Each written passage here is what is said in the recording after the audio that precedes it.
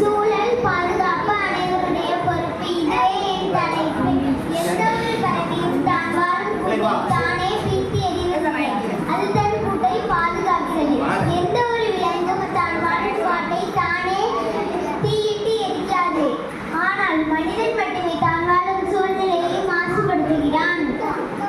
பஞ்சபூதங்களையும் பாழ்படுத்துகிறான். நீரில் தொழிற்சாலை கழிவுகள், நிலத்தில் ஆழ்துளை கிணறு